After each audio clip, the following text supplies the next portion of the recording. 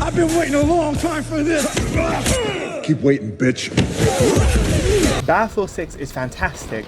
If the developers can replicate what they did for the beta for the main game, it is a safe bet that Battlefield is back and will be there for the long term. It may be a beta, but the player count has already surpassed Battlefield 2042 and COD. Whilst there are flaws that I'll get into with another video, the consensus is that DICE and the other developers took the community feedback, which wanted the series to go back to modern times and to expand upon Battlefield 3 and 4, and that is what they did. The community may be in the honeymoon phase of the game, but even with a critical lens, we can tell that the game is well polished and functioning, even by main game release standards.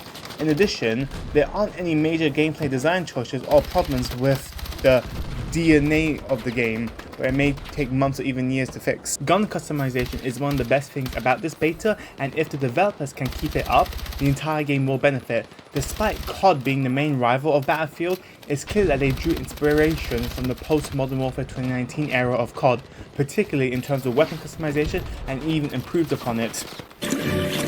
Wow, this looks like a job for Old Reliable.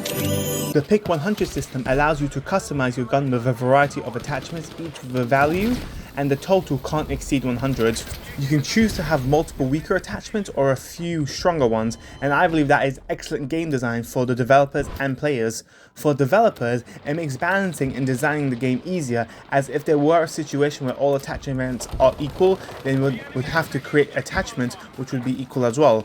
However, thanks to the Pick 100 system, it won't be a problem to make specific attachments in the same category better, as they can simply increase the price.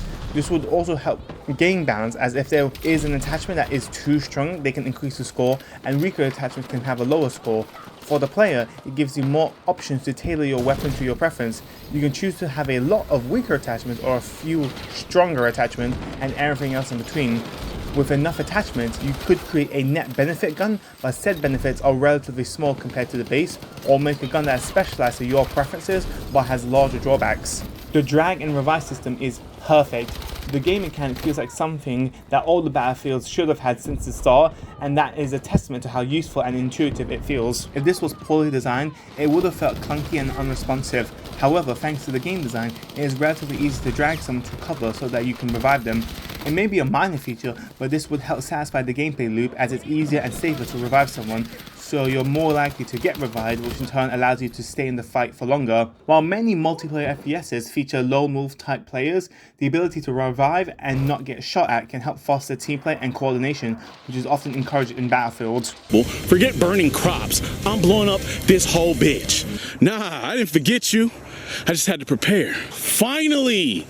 Yeah, but my family is rich, and if you help me, I'll give you wealth beyond wealth, and I'll give you access to my wife's sister's romance options, and, you know, she got some big old titties. Titties it is. Oh, come on! Another thing I have to praise is the destruction this game offers. DICE went all in with the visuals and particle effects when a building gets destroyed. And the destruction is not just window dressing, it actually is there to serve a purpose. It can help you open up new pathways and routes towards the objective, and help open up new sight lines to the enemy. Overall, this beta tells me that if DICE can keep it up, this game can become an all-time classic. But remember, no pre-orders. This is Zach, not Zach, signing off. Please remember to like, favorite, and subscribe.